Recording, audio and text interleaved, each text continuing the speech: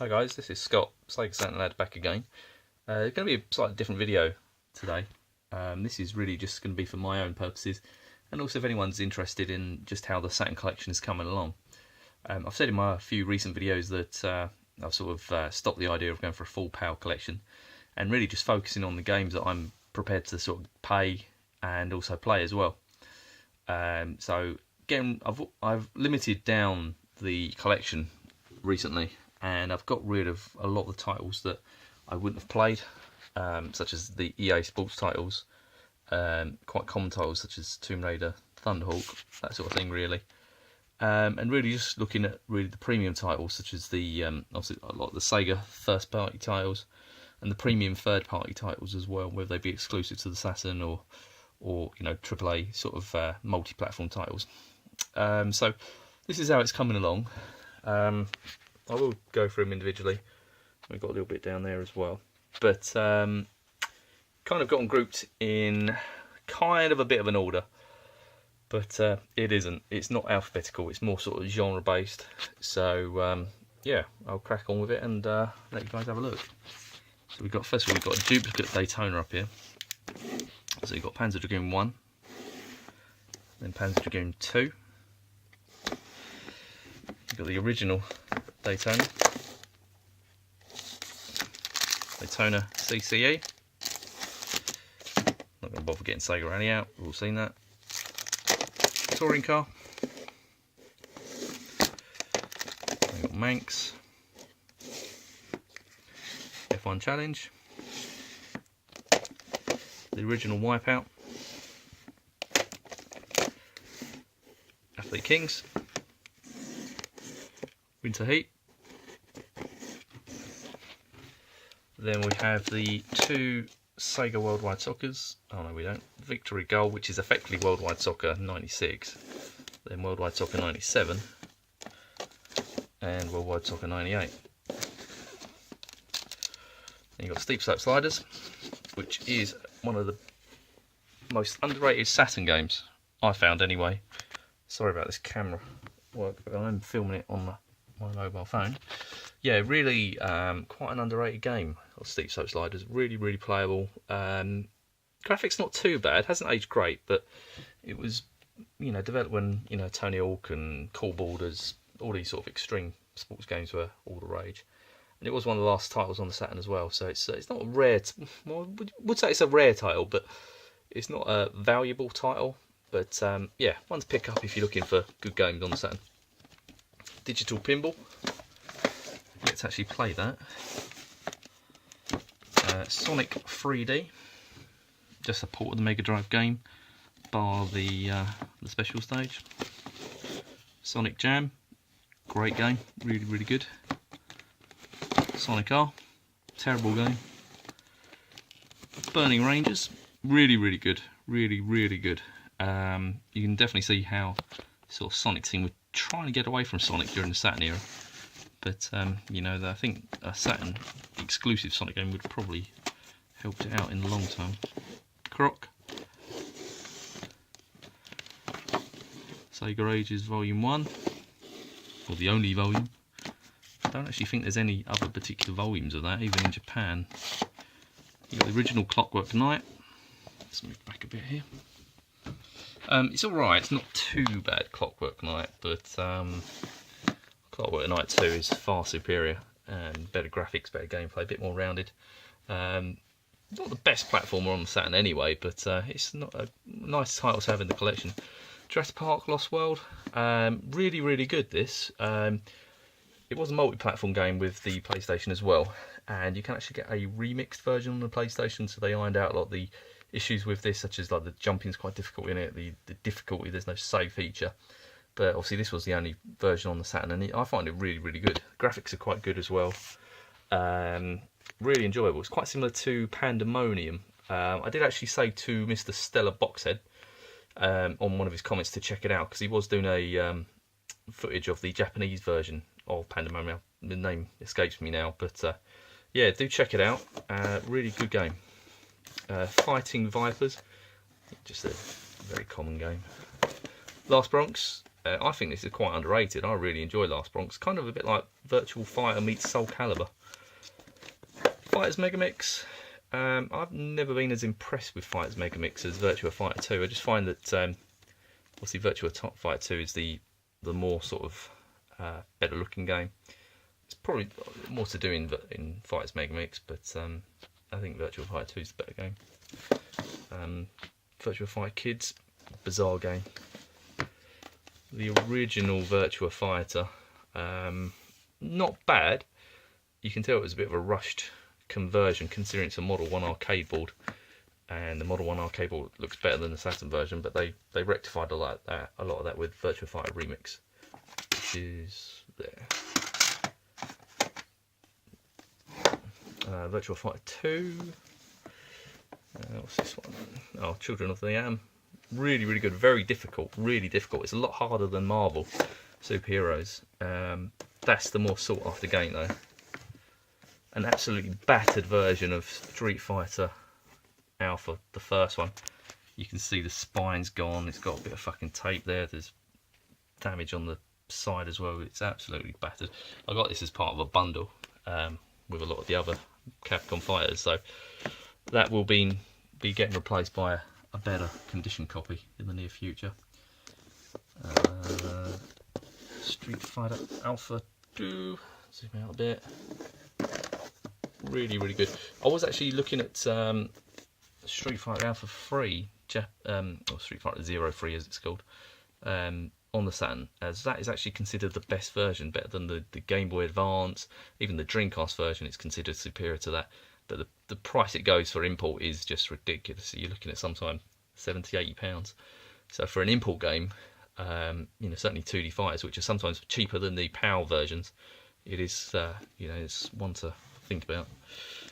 Golden Axe, the Duel, compared to the Street Fighters or the Capcom SNK fighters, it's not great to be honest, but it's all right. Ultimate Mortal Kombat. I do want to pick up Mortal Kombat 2 because that is my favourite Mortal Kombat game, and obviously the Saturn version's considered the premier sort of version again. But Mortal Kombat Trilogy, I doubt I'll ever own that. The price that goes for, you just eBay whores after silly money for that. Resident Evil, obviously the only one on the Saturn. Die Hard Arcade. Really, really good game. Over quite short, effectively just like a Streets of Rage type game. Then you've got Die Hard Trilogy. Hasn't got anything to do with that one. That one really isn't anything to do with Die Hard, whereas that one is. That's just basically basically they've just branded it as Die Hard. It's actually Dynamite Cop in Japan. Dynamite Decker, I think. The original Virtua Cop, really nice condition. This one. No wear on the spine. You can actually see how clean that looks, and considering that was one of the early Saturn games, really, really good nick, that one. Virtua Cop 2, probably the best shooting gun game on shoot 'em up, I guess you'd say, on Saturn. And compared to this car crash, it is so much better. House of the Dead. What can you say about House of the Dead on Saturn? It's just it gets unfair stick, really. The gameplay is spot on. It didn't get these. This was an actual old box from Fighters Megamix. As you can see, both the same. But yeah, House of the Dead gets an unfair sort of reputation on Saturn. The graphics are really choppy, and it was only when it was released. It was released only 70% complete, apparently. And it really shows in the detail. Like I said, gameplay spot on. There's no slowdown. There's no,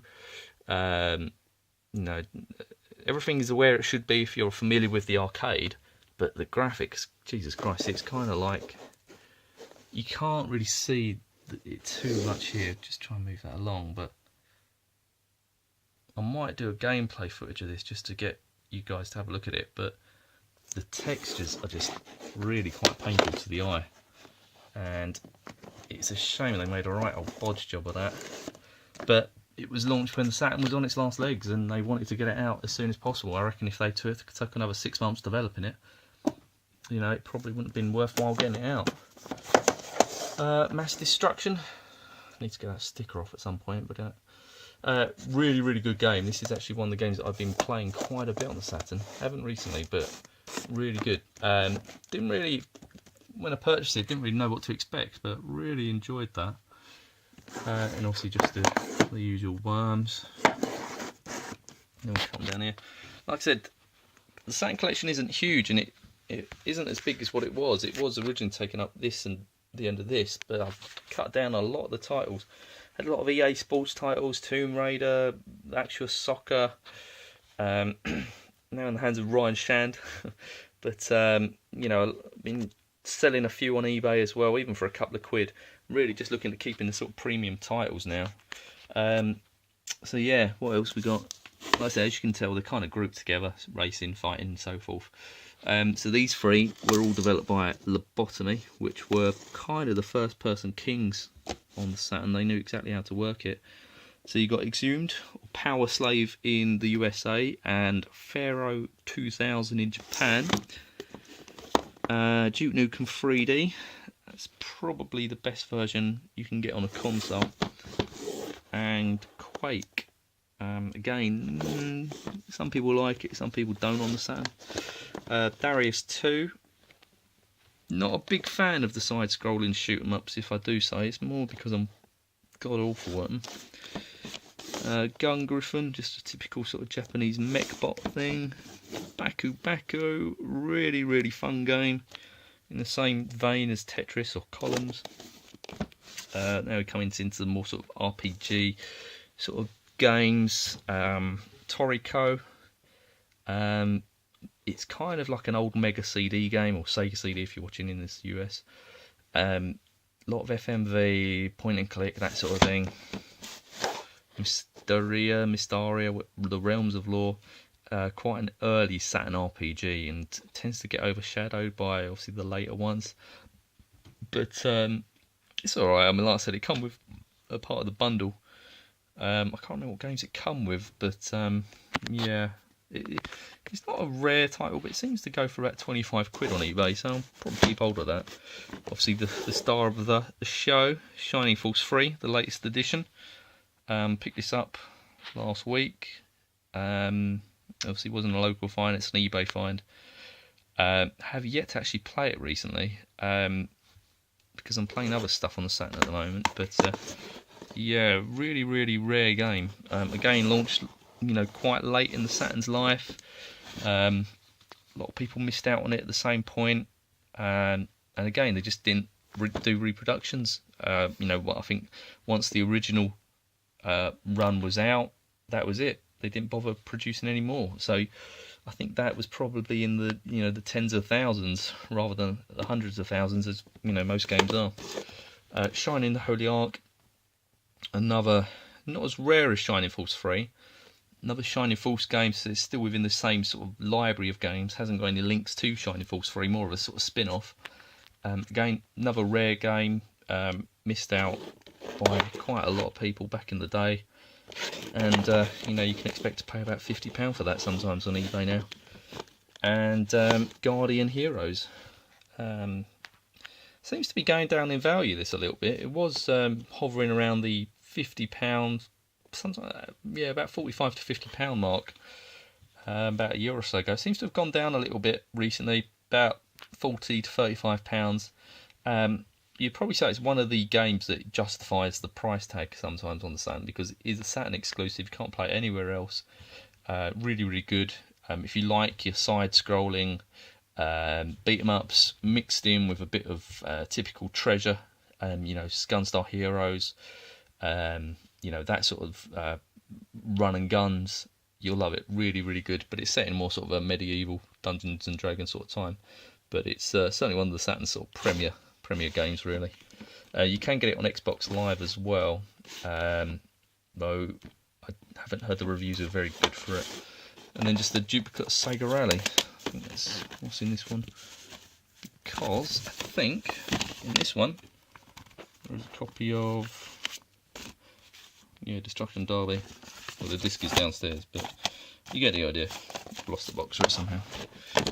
And can't forget this piece of crap, the Sega Saturn Photo CD operating system. This is bizarre. I don't know why they bothered with these sort of things. Basically, you put the CD in, and you can effectively put a CD with photos on, and this, basically you can do the stuff that we can do on mobile phones nowadays: flip, you know, enhance, change the lighting, get rid of the red eye, that sort of thing. But what's the point? You can't print them off. You can't send them to anywhere. So you kind of put them on there, and then what? Just delete them? Kind of, it's a bit pointless, really. But it's just one of those things that you could sort of tell, actually, that Sega still had their fingers in the sort of Mega CD 32-bit sort of pie. That they get itchy fingers, like with the VCD card. You know, that was an expensive add-on. That was close to £170 when it was new, and you kind of think VCDs were never that great in the first place, so why develop them? Yeah, so anyway, waffling on. That's the Saturn collection so far. To be honest, there's only about 15 titles I'm out of at the moment, so once I've got those sort of titles, that's it. Saturn's over. Moving on to a new console, because I think with myself, it really is important to try and remain focused with your collecting and really not basically going for any old tut. It's all too easy to pick up, you know, Alien Trilogy or a Tomb Raider and then just have it sitting there. Whereas I think all these sort of games are, you know, good games or the rarer games. So I'm quite happy with them at the moment. So yeah, I can't say I'll be getting rid of any of these, but you know, at the moment it is just a case of tend to be buying the bundles on eBay and taking the good ones out and shipping the rest off, or the ones that I'm not interested in off. But anyway, guys, we'll leave it at that and take it from there. But thank you very much for watching, and as Cole would say, thanks for being yourself. Bye bye.